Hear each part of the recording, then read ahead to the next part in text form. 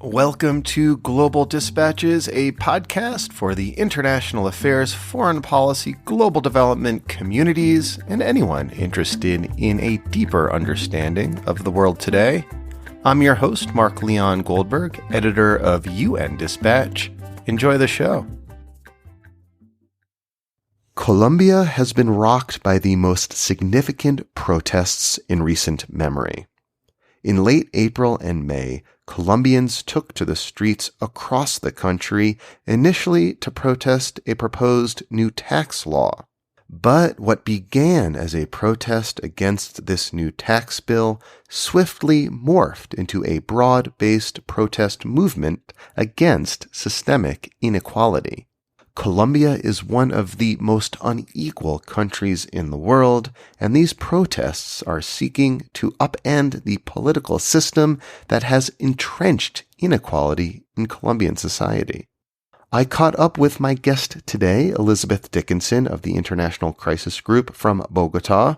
We kick off discussing how and why these protests began and spread so quickly throughout the country. She also explains how the legacy of the decades-long civil war between the government of Colombia and the left-wing FARC rebel group and the peace deal that was signed 5 years ago has shaped the public's response to this protest movement. I'm always glad to speak with Elizabeth Dickinson, who is someone whose work I have followed for many, many years and from around the world. I think you will appreciate this very timely episode about protests in Colombia. And before we begin, I want to plug a podcast that I know will be of interest to the UN crowd who listens to Global Dispatches. Unscripted is an award-winning podcast that takes listeners inside the United Nations, beyond the scripted speeches and debates, to the people at the heart of it all, the diplomats and reporters covering them. Each month, co-hosts Casey Candela and Stephanie Filion interview the rotating UN Security Council president and related experts in international affairs. Many of the topics covered are of keen interest to listeners of this podcast. Unscripted is produced by Pass Blue, an independent women-led nonprofit media site that has been covering the United Nations and global affairs since 2011. Unscripted is available wherever you find podcasts. And now here is my conversation with Elizabeth Dickinson, Senior Analyst for Colombia with the International Crisis Group. So I think there were two things that really hit people, rubbed people the wrong way. One was the fact that the tax plan, although it had a lot of redistributive elements, there were some parts of the reform that sought to increase revenue by taxing new elements of the new groups of the population. So specifically people who hadn't paid income tax before, they lowered the sort of threshold for which someone would have to file income taxes. And then secondly, there was also sort of a value-added tax that was being suggested for basic goods, the sort of things that, people stock on their shelves every day, like rice and eggs and things like that. Those value-added taxes can be inherently regressive. Well, exactly, because this percentage of income, of course, that a poor household is spending on those products is very high compared to the percentage that, a higher income family would be spending. And for them, of course, the VAT tax probably wouldn't have mattered so much. So that was, I think, one thing that really hit people the wrong way. But almost more important than that was the way that the tax reform was presented by the government. The rollout was really sloppy and sort of seemed to downplay the concerns of the population in terms of the impact. There wasn't a sense of empathy. There wasn't a sense that, okay, we really understand what a difficult moment it is. And we have to see the context of this, that this is coming after a year in which the pandemic has hit Colombia extremely hard. Obviously, in terms of its health impact, Colombia is one of the countries that has had the most number of cases and deaths, despite having a relatively small population, but also in terms of the economic impact. I mean, Colombia has been living on and off lockdowns for now more than a year that have just devastated the economy. And of course, that always hits informal labor, those who have to leave the house in order to find enough find enough income to eat every day. They are hit the hardest by those types of lockdowns. So after that terrible year economically that Colombia has had, this tax reform, then the fact that it was presented poorly, it all just came together to be sort of the perfect storm to ignite this crisis. And it seems almost reflective of, I don't know, hubris or arrogance on the part of the government that they could propose these kind of middle class tax hikes and tax hikes on poorer people in the midst of this devastating economic situation.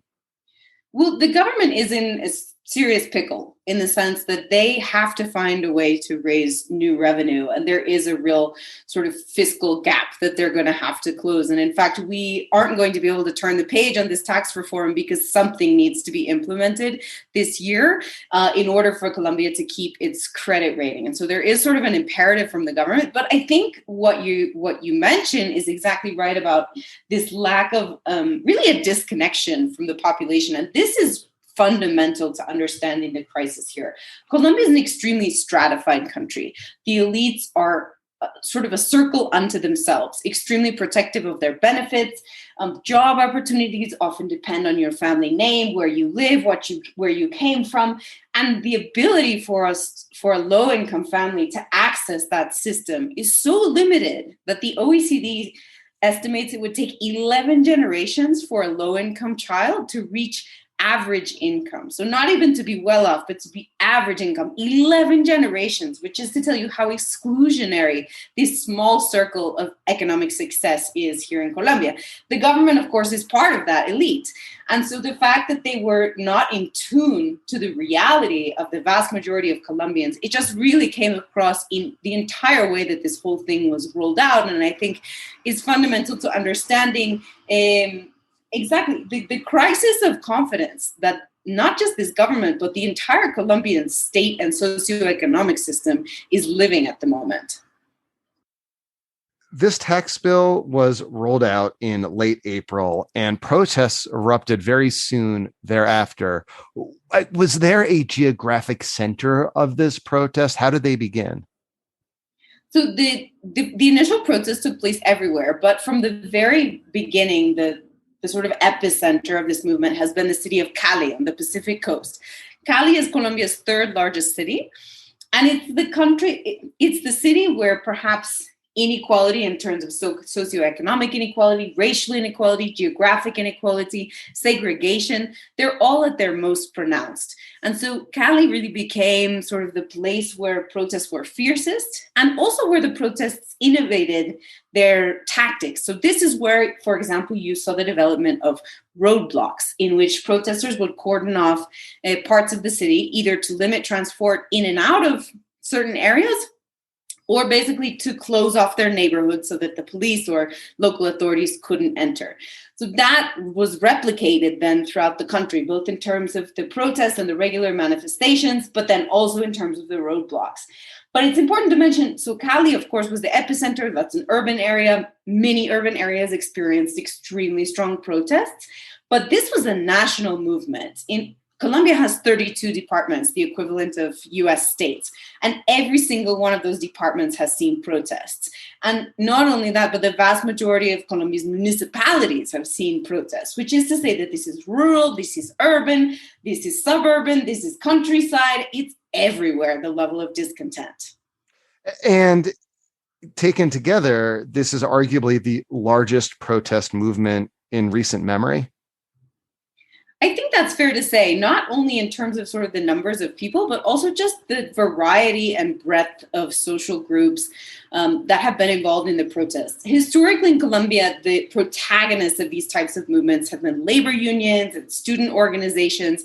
And this time, of course, those actors are present, but they're joined by many people who have no relationship with any formal organization, many who are protesting for the first time and have joined just because of a general feeling of disaffection. And they're, excuse me, sorry. And they're wildly popular, right? As I read your testimony to Congress recently, you said that the roadblocks have, mostly now disappeared, gone away. But in general, the protest movement is extremely popular throughout the country. It's really astonishing. The polling indicates that 75% of all Colombians view the demonstrations favorably and 84% of youth, which is really much higher than you would get on any other question you could ask in the Colombian electorate, which, like the United States, is quite polarized between the right and the left. So I think the reason that these protests are so important, and frankly, also the reason that they're so popular, is because they're really hitting on something that touches almost everyone's life in Colombia, which is this lack of access to the economic system, lack of access to political participation. It's this exclusionary system that has been in place for so many decades and is now finally sort of boiling over. And it seems another motivating factor for these protests, one that you write about extensively in your report for the crisis group, is general discontent and even anger at security forces. How is that sort of manifesting itself? So I think what brought people to the streets were the economic grievances, but what entrenched the protests and has really made it more lasting has been the overzealous police response. The government from the beginning has viewed this as a security crisis rather than a political crisis. And so as a result, they've leaned very heavily on the police and even at times the army to enforce security, as if there were not demands to answer for, but rather just sort of an issue of public order.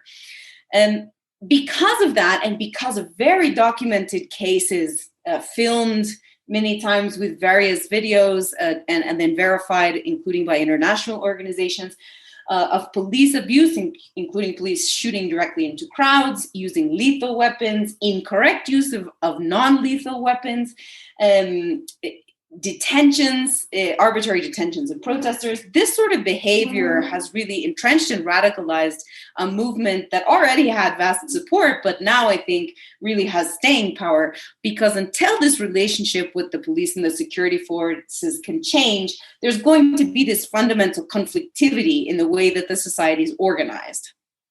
And one really interesting and frankly very scary conflict dynamic that you identify is the role of right-wing militias who are sometimes attacking protesters with a wink and a nod from the security forces themselves. And you warn that this is something that could potentially spiral out of control because, Colombia has like a long history of both right-wing and left-wing violence and militias that are organizing along these kind of ideological lines. So this is a very important and dangerous trend that we've seen emerge from the protests. Essentially, in cities like Cali and also Pereira, groups of citizens who opposed the protesters organized themselves sort of informally to form what they describe themselves as a sort of protection units for their neighborhood. What they then did is there are numerous occasions in which these individuals who are armed were filmed shooting at protesters or otherwise being violent towards them, for example, apprehending protesters extra-legally. And often they did so in the view and sometimes side by side, the police themselves. This is very dangerous. Of course, anytime a citizen takes sort of justice into their own hands, that's something that is not acceptable. But it's even less acceptable given its proximity to the official security response. There was almost a sense that the police saw these people as allies. And so, of course, why would they stop them? They're all shooting at the same enemy. That's very alarming. The other reason that this is alarming is exactly what you mentioned, because of this deep history of particularly right-wing paramilitary organization. Colombia during the 1990s and early 2000s really struggled to roll back a movement that initially evolved as self-protection forces against the leftist guerrilla movement, the FARC. But those paramilitary organizations became monsters in and of themselves. They were drug trafficking cartels. They committed some of the worst atrocities of the conflict. They controlled vast areas of the territory. And the remnants of those groups continue to exist throughout Colombian territory. Some of them are armed groups. And frankly, some of them are still drug trafficking networks. So the DNA is sort of planted in terms of this type of organization. So the fact that we are seeing it emerge during the protests in big cities like Cali, and again, in clear view of the police, these are historical references that we really have to be careful about because it can be reactivated so quickly and so easily. Yeah, I mean that seems to be a potential kind of nightmare scenario that I can deduce from speaking to you, is that these protests sort of ignite a cycle of violence and reignite, conflict that, has largely died down, at least, overt conflict over the last several years.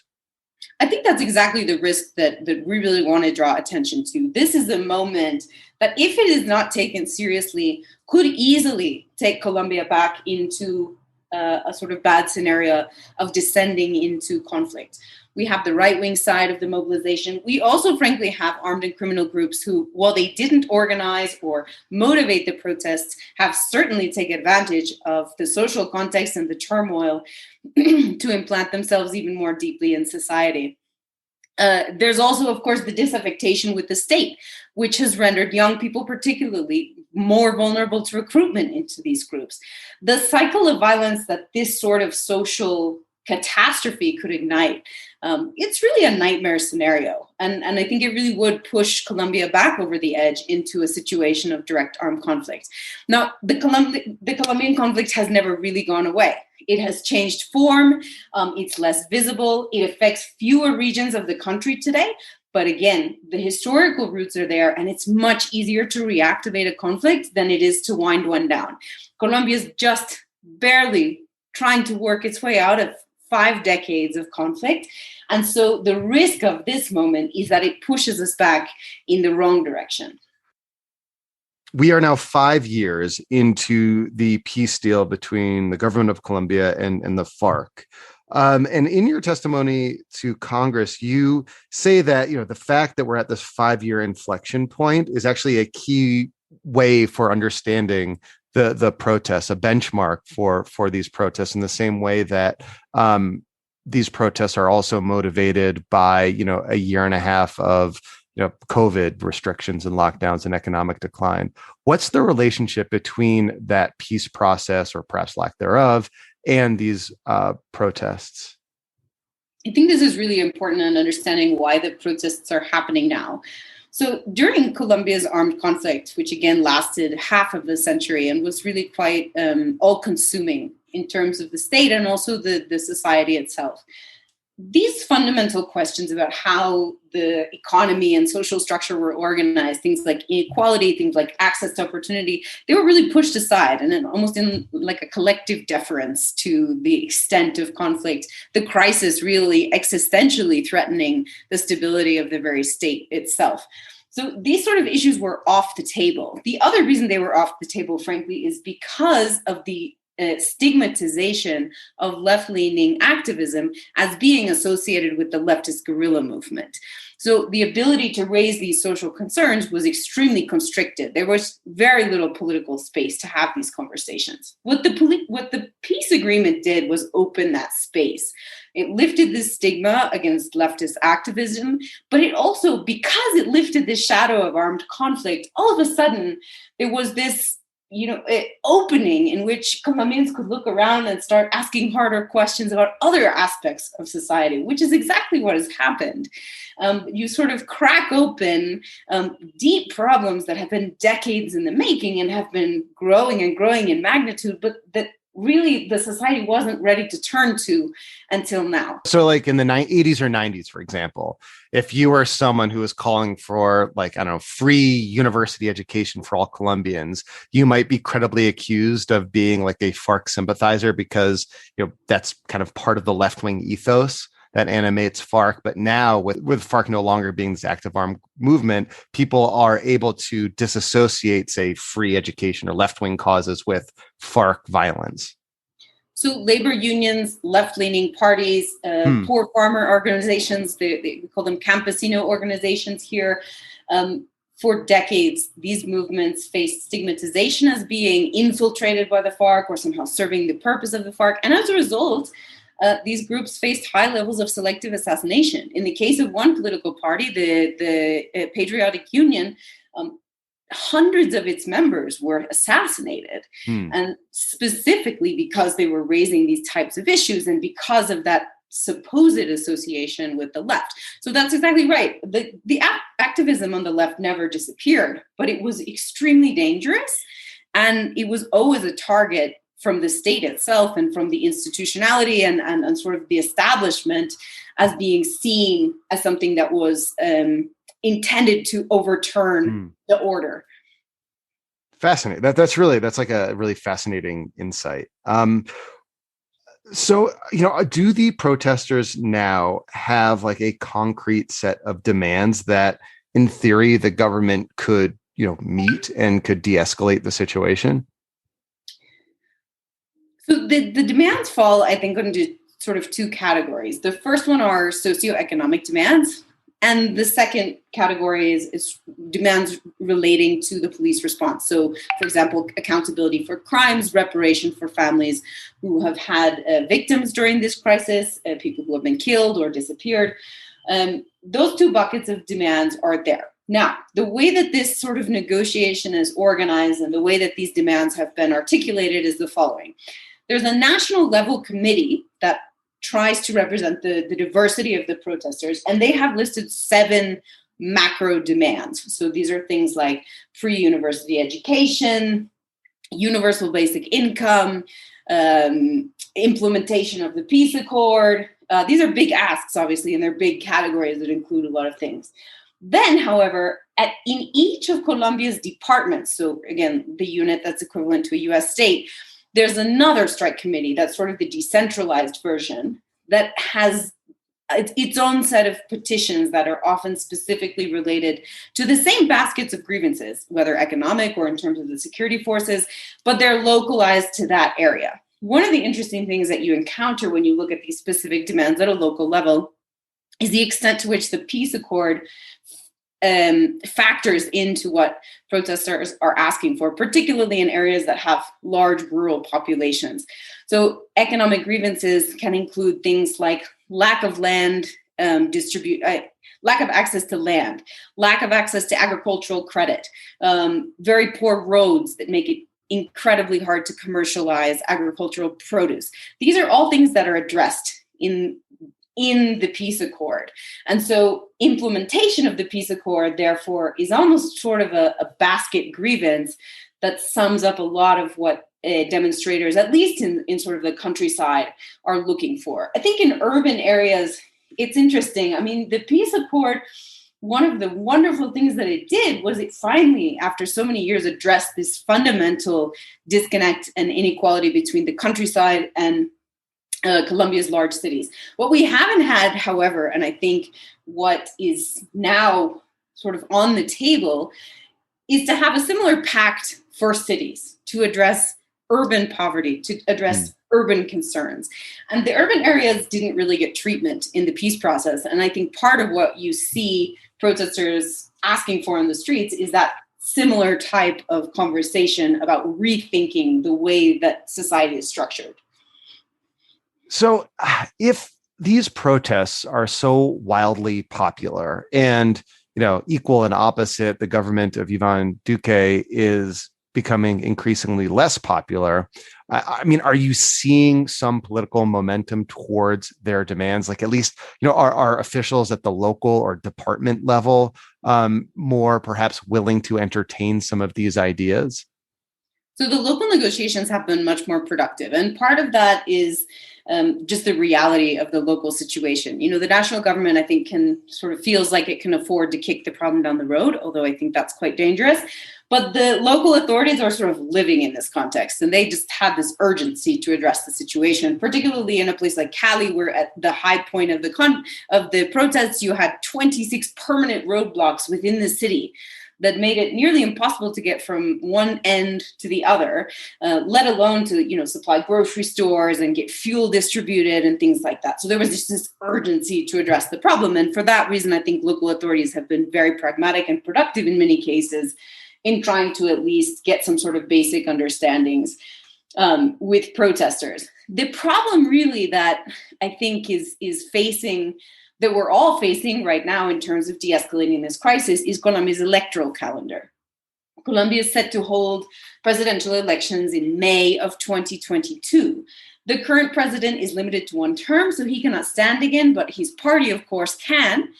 And so you have this temptation on all sides of the political spectrum to sort of let the crisis simmer a little bit in order to utilize it to their own electoral advantage. So on the right, that means sort of painting the protests as this wellspring of chaos. And, sort of, if you vote for a leftist leader, your future is this, burning tires everywhere and blockaded roads and a debilitated economy. And then, of course, on the left, there's also a temptation to keep the grievances that have fueled this crisis alive as a way to motivate votes for the left-leaning candidates. So this electoral calendar is very dangerous because it means that this crisis is likely to sort of just hang around for the next year with very unpredictable consequences, right? We've talked a little bit about how armed groups have taken advantage of the situation. We've talked about how the risk of vigilante violence, all of these risks get greater the longer that this drags on. And so the idea of waiting a whole year to deal with any of these challenges, that's a risky gamble. Lastly, as you are looking towards that May 2022 presidential election, are there any interim inflection points that you'll be looking towards that will suggest to you how this conflict may evolve over the coming year? Well, I think the first one is in just a few days. It's the 20th of July, and this is the date when the strike committee has called for the next mass mobilizations. What happened in June is that essentially, I think there was an exhaustion on behalf of the protesters who had literally been on the streets every day. And in addition to that, COVID here is really in an apocalyptic moment. It's its worst peak that we've had since the pandemic started. There are tens of thousands of cases a day. The numbers of deaths are really off the charts, and the hospitals are overwhelmed. We have a shortage of oxygen. I mean, the moment, I can't overstate it. This is a really serious moment for Colombia right now. And I think because of the confluence of those two things, protests sort of de-escalated in June.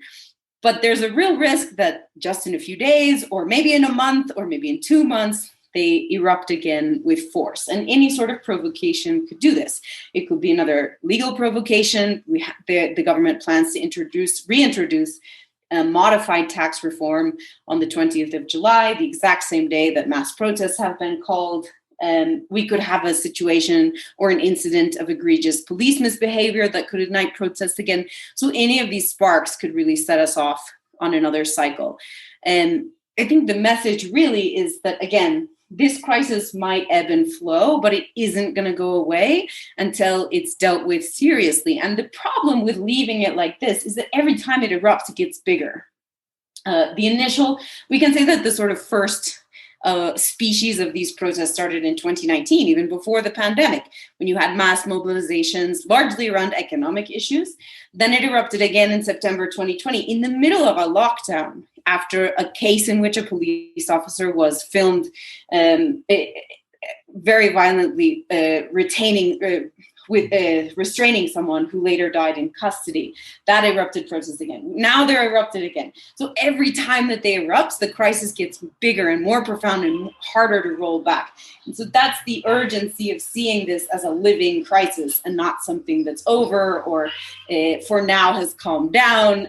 No, this has to be seen as urgent as ever, no matter sort of the exact number of protests that there are in any given day. Well, Beth, thank you as always. This was very helpful.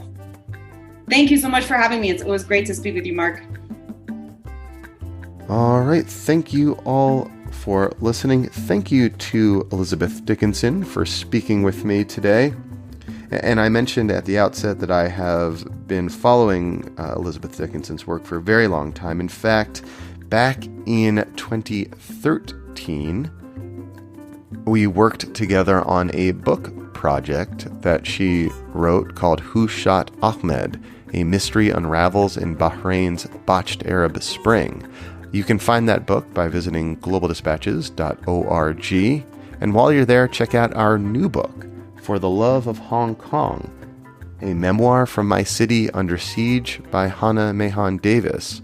That book, published just a few weeks ago, tells the story of Hong Kong's recent and rapid decline from a place that was once a bastion of liberty and free speech to a place where one can now be arrested for a social media post or showing up at a protest. Again, please visit globaldispatches.org and you can find those 2 books and more. We'll see you later. Bye.